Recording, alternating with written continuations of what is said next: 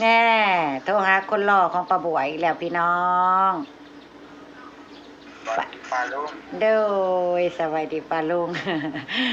หลังจากที่ง่วนงานอยู่อันกับธุรกิจเจ๊เจี๊ยบ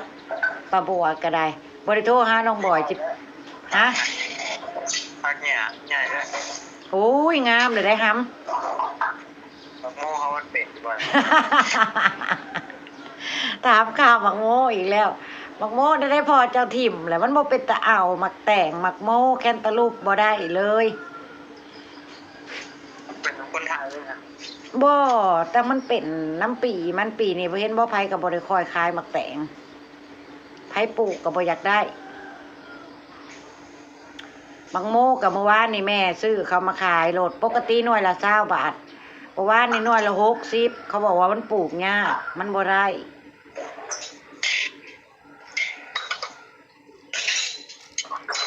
ภาษาอีหยังพ่อกับแม่เฮาเพิ่งหัดปลูกบ่ฮู้จักดูแลมันแห้งก็บ่ได้แหละเฮ็ดอีหยังอันนี้น่ะเตรียมของขาย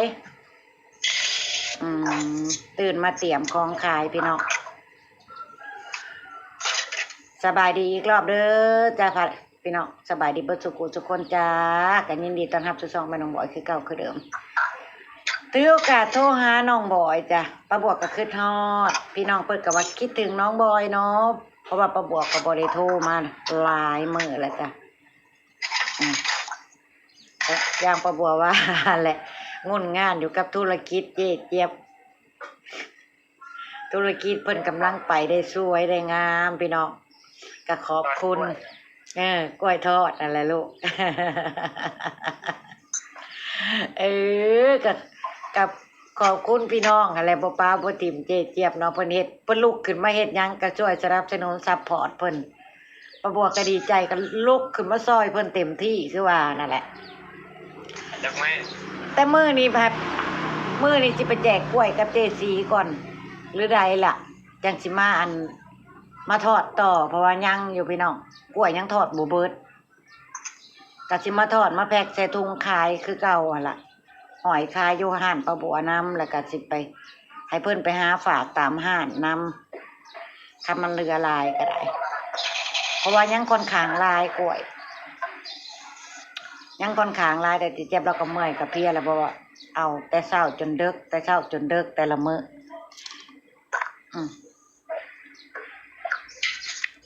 ก็ถือโอกาสโทรหาคุยกับน้องบอยคนหล่อของป้าบัวก่อ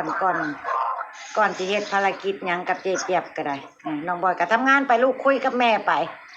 คุยกับ FC พี่น้องไปนำลูกโพด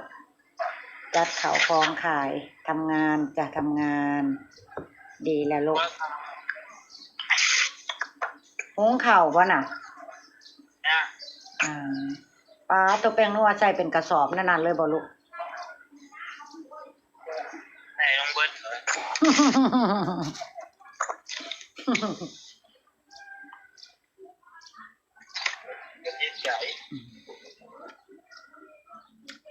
ก็ดีและมีแนวเหตุแนวทำเฮ็ดยังอันนั้นน่ะบ่ปรุงน้ำก๋วยเตี๋ยวบ่น้ำเดียวปรุงเองอีกติ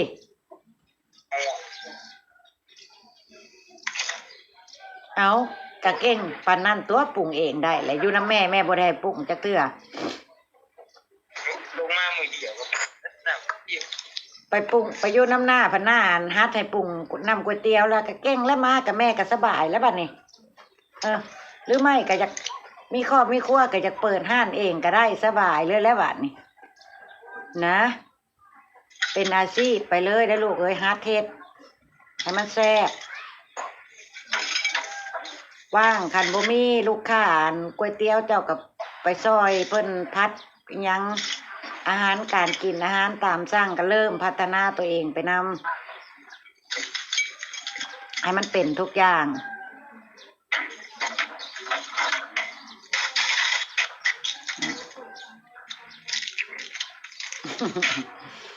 แดดขนาดมื้อนี้เนี่ยอุ้ยฮ้อนอยู่พี่ก็ฮ้อนลูกเมื่อวานนี่แม่น่ะเหืออะไรซะอยู่พี่ก็เริ่มฮ้อนแล้ว อืม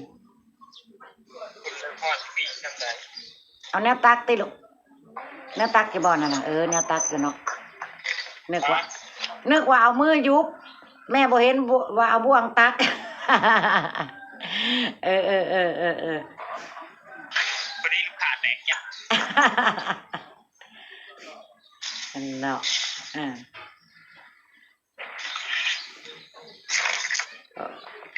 เพิ่นกำลังเตรียมปรุงน้ำก๋วยเตี๋ยวพี่น้องน้องบอยมีหน้าที่รับผิดชอบก๋วยเตี๋ยวเพราะว่าเพิ่นสิขายก๋วยเตี๋ยวน้ำแล้วก็ขายอาหารตามสั่งน้ำแม่น้องฟ้านะผู้ซอยเด้จ้ะผู้ซอยคนงามน่ะบ่ทันตื่นบ่ เป็นตาน้องกินลวก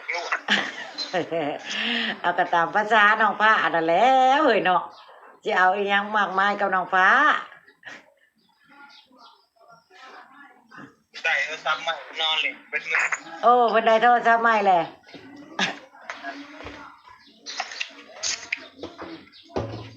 เอาไปหาความโทรศัพท์เครื่องนี้มันสิตายแหละ เป็นกระตุกอยู่ในโทรศัพท์นะเก็บเงินลูก หาความเครื่องใหม่ ผ่อนเอา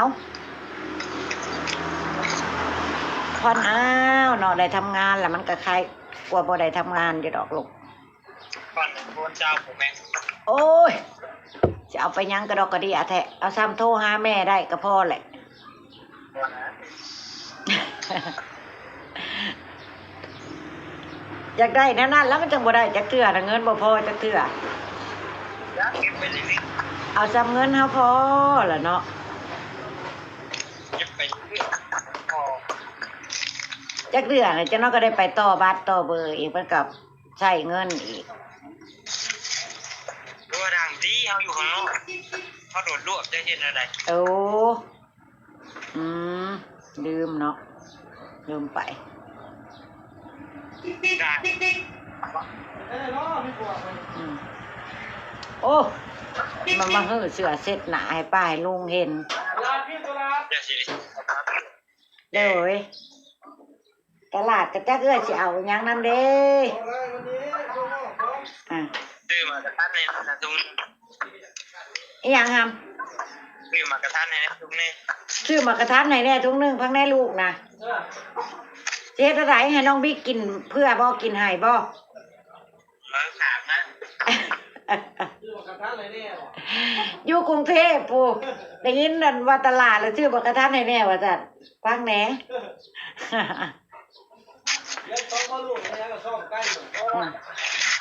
ไม่ได้เหรอก ระปุกอีหยังนั่นน่ะ มันเหนียวเฮ้ย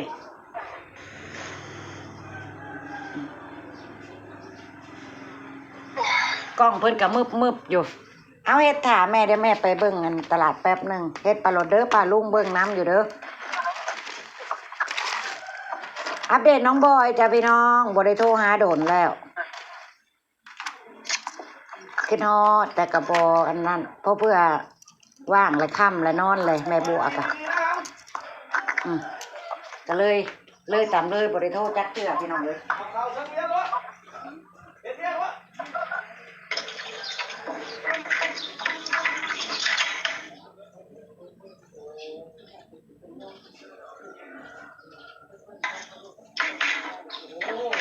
นะไม่ได้เอาที่หนัก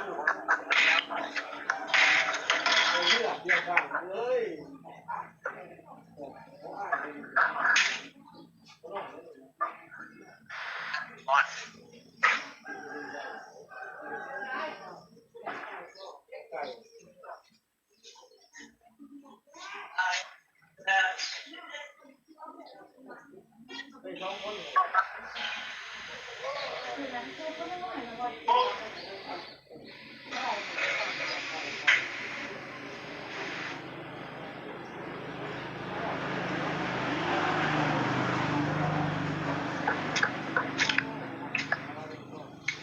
ใส่กันสิ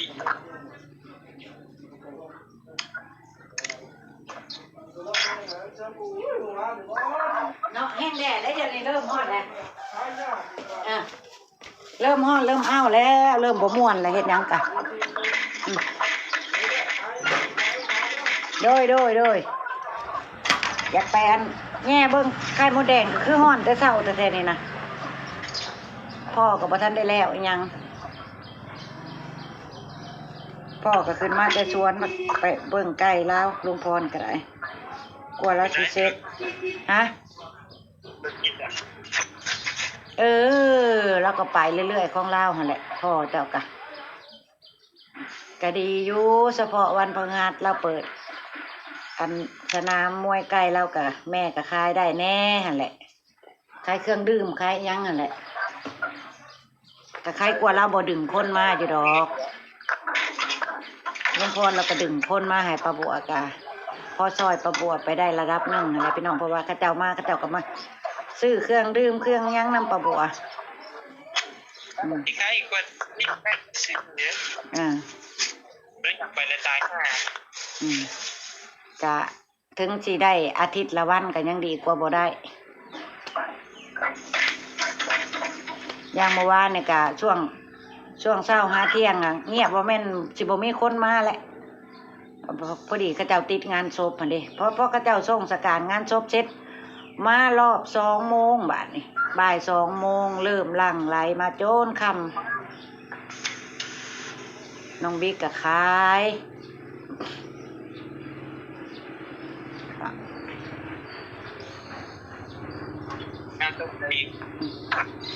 คุยกับน้องบอยเสร็จก็สิไปเอิ้นเจ๊เจี๊ยบแล้วป้าบัวก็ไปปลุกเพิ่นตื่นมาเตรียมโตะแล้วสวยเลย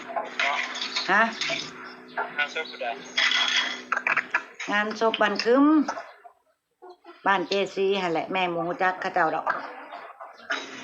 ก็ส่วนหลายกับคนที่มาแน่นสนามมวยใกล้พ่อเจ้าก็มีแต่บ้านคึมบ้านเจซีนี่เฮยหลายฮ้อนอ้าวแต่แท้ได้บ่งามเว้ยอยู่พี่ฮ้อนอยู่พุ่นแห้งสิฮ้อนแหละ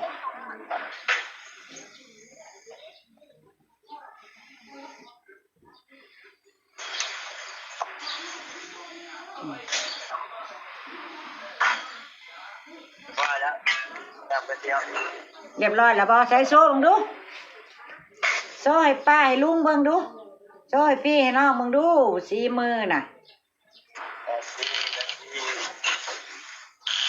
มันคือของแม่บัวอยู่บ่ของลูกแม่บัวเฮ็ด พี่น้องดีๆนะอย่าแกล้งกล้องลูกจึ้งไว้ดีๆโอ้ปาดสีสันใส่ได้เลยแหละนั่นน่ะอัปเดตจ้ะพี่น้องอันนี้น้ำแบบน้ำข้นแบบน้ำใสโอ้ป้าบัวก็เพิ่งหู้นะนี่ว่าน้องบอยลงไปข้าวนี้ได้ปุ่งมือแรกเลยดีแล้วลูกดีแล้วลูกค้าวันไหนลูกค้าบอกได้รสชาติเปลี่ยนไปบอกหรือวันไหนหรืออร่อยเหมือนเดิมมีแต่ลูกค้าเพิ่มกินเรื่อ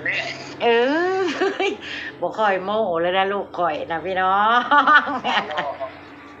พ่อค้ารอบอกต่อพ่อค้ารอบอกต่อว่าสั่นพี่น้องผู้ใดอยู่ใกล้แถวนั้นเลยได้แวะไปหาน้องบอยแน่บ่ไปลองไปชิมฝีมือก๋วยเตี๋ยวเพิ่นในเด้อพี่น้องเด้อสิเราจะเปียกไว้ถูกเฮือบ่น่ะนะปาดเสร็จก็ไปหาอาบน้ำเปลี่ยนเสื้อผ้ามาลวกก๋วยเตี๋ยวจอกบ่ผมเลยยังบ่ทันได้ตัดได้นี่เนาะบ่น่าไปฮะน่าสาวเลยน้องบอย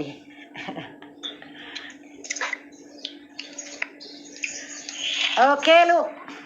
เดี๋ยวแม่กลับไปหาเปลี่ยนเสื้อผ้าอาบน้ำล้างหน้าก่อนโอเคบัดดีป้าลุงก่อนโดยอำลาพระจากแล้วจ้าพี่น้องพบพ่อประบัวและขอบคุณคลิปหน้าจ้าไปแล้วจ้าสบายดีอัปเดต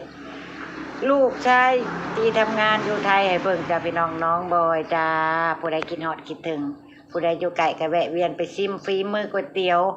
เรือเพิ่นในเด้อพี่น้องเด้อเพิ่นปรุงเองโดยมือเพิ่นว่าเพิ่นโชว์มือนี่โชว์ให้เห็นเลยจ้ะ ไปละจ้าสบายดีสบายดี